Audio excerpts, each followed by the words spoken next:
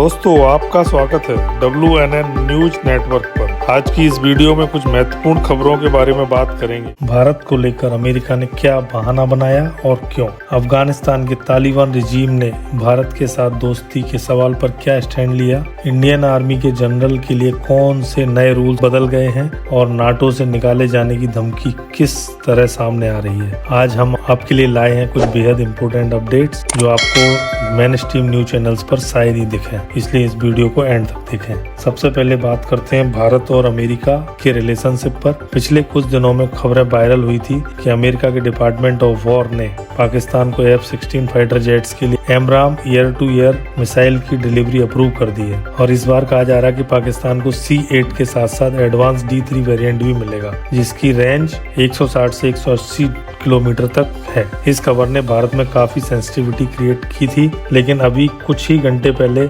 America के department of war और भारत में अमेरिकी एम्बेसी ने क्लैरिफिकेशन जारी किया है कि स्टेटमेंट में साफ कहा गया है कि पाकिस्तान को कोई नया अपग्रेडेड मिसाइल सिस्टम नहीं दिया जा रहा है। जो भी सप्लाई हो रही है वह सिर्फ सस्टेनमेंट और स्पेयर पार्ट्स है ताकि उनके मौजूदा सिस्टम को मेंटेन किया जा सके, यानी कि पाकिस्तान की करंट कैपेबिलिटी में कोई भी नया अपग्रेड नहीं आएगा।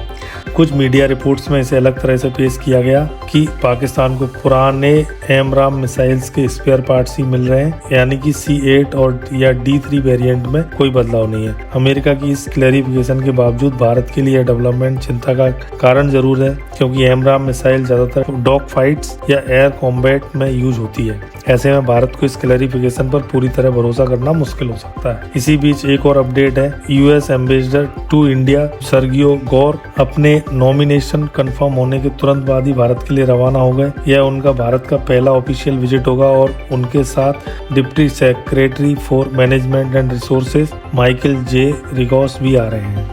उनकी भारत आने की सबसे बड़ी उम्मीद है कि दोनों देशों में रिलेशनशिप में सुधार आएगा और भारत को अमेरिका के साथ सीधे कॉन्ट्रैक्ट पॉइंट मिल जाएगा। सर्गियो गौर के बारे में जानिए। इनका जन्म उज्बेकिस्तान में हुआ और बचपन में अमेरिका शिफ्ट हुए और ये डोनाल्ड ट्रंप के काफी करीबी माने जाते हैं और पहले व्हाइट हाउस पर्सनल डायरेक्टर रह चुके हैं। इनके बिजनेस टाइज भी डोनाल्ड ट्रंप के साथ हैं। अब देखना यह होगा कि भारत आने के बाद ये रिलेशनशिप सुधारने में कितना असर डालेंगे या फिर ट्रंप की तरह भारत पर प्रेशर डालते रहेंगे। इसी बीच डोनाल्ड ट्रंप के लिए एक बड़ा झटका भी आया है।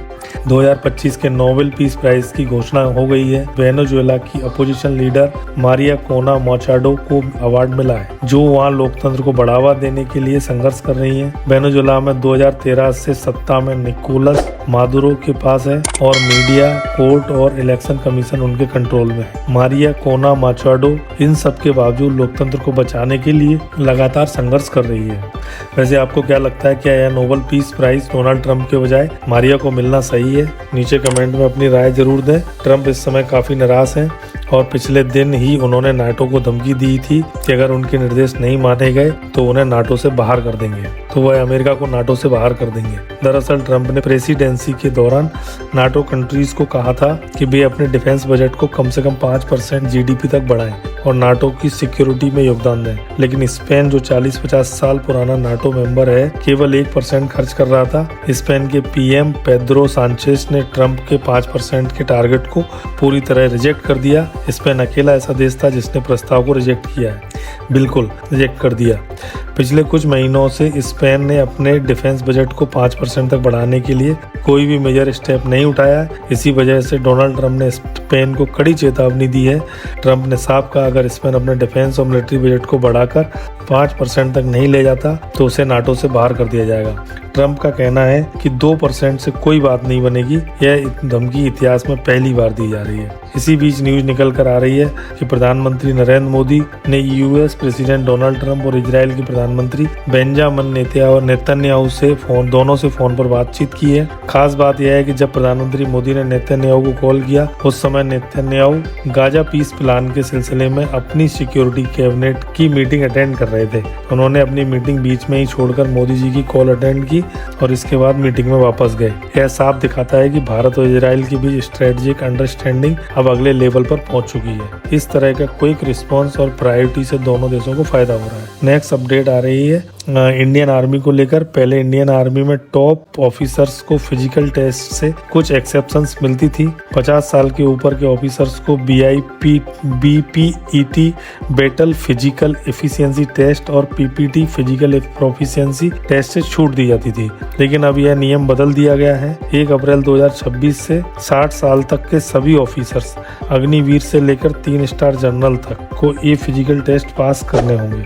सिर्फ इतना ही नहीं, अब 2 अलग टेस्ट की जगह एक कंबाइंड फिजिकल टेस्ट होगा जो साल में 2 बार कंडक्ट किया जाएगा। सभी एज ग्रुप्स के लिए अलग अलग पैरामीटर्स होंगे, अग्निवीर और जनरल्स के लिए अलग, यानी अब हर ऑफिसर को अपनी फिजिक पर ध्यान रखना होगा। नेक्स्ट अपडेट आ रही है भारत और अफगानिस्तान से। अफगानिस्तान के विदेश मंत्री आमिर मुत्ताकी ने दिल्ली में विदेश मंत्री एस जयशंकर के साथ एक बायलैटरल मीटिंग की। इस मीटिंग में भारत ने अफगानिस्तान में टेक्निकल मिशन का स्टेटस अपग्रेड करके उसे फुल एम्बेसी का स्टेटस दे दिया है।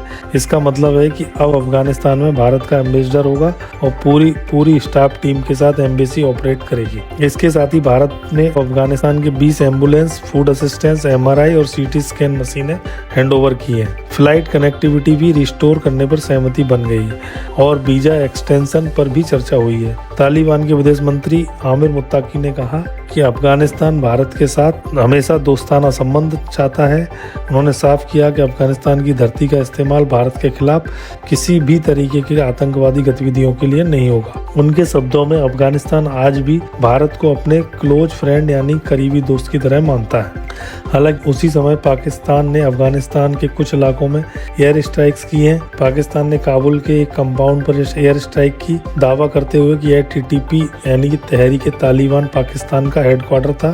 कहा जा रहा है यह स्ट्राइक एक तरह का मैसेज है, भारत के साथ दोस्ती ज्यादा बढ़ाई नहीं जाएगी। तो इस तरह अफगानिस्तान में भारत के मजबूत रिश्तों और पाकिस्तान की स्ट्राइक के बीच बेहद नाजुक और रणनीतिक स्थिति बनती जा रही है। दोस्तों, हर 24 घंटे में भू राजनीति में बड़े बदलाव हो रहे हैं। इन सब के बीच भारत किसी भी देश से पीछे न रहे, इसके लिए मोदी सरकार लगातार प्रयास कर रही है। भारत की विदेश नीति, रक्षा समाचार, अर्थव्यवस्था और वैश्विक मामलों का सही विश्लेषण हमारे चैनल WNN का मिशन है। यह मिशन आपके समर्थन के बिना अधूरा है। WNN हिंदी पर हम सभी तथ्यों और डेटा का सरल भाषा में विश्लेषण करते हैं, बिना किसी एजेंडे के। यदि आप चाहते हैं कि WNN का सही और प्रामाणिक विश्लेषण आप तक लगातार पहुंचे, तो इस वीडियो को लाइक करें। हमारे चैनल WNN को सब्सक्राइब करके बेल नोटिफिकेशन ऑन करना ना भूलें। आपका एक लाइक हमारे चैनल को आगे बढ़ाने में मदद करेगा और एक सब्सक्राइब यह सुनिश्चित करेगा कि आप कोई भी महत्वपूर्ण अपडेट मिस ना करें। अगर आपने हमारे चैनल को पहले ही सब्सक्राइब कर लिया है तो आपका बहुत बहुत धन्यवाद। जय हिंद, वंदे मातरम।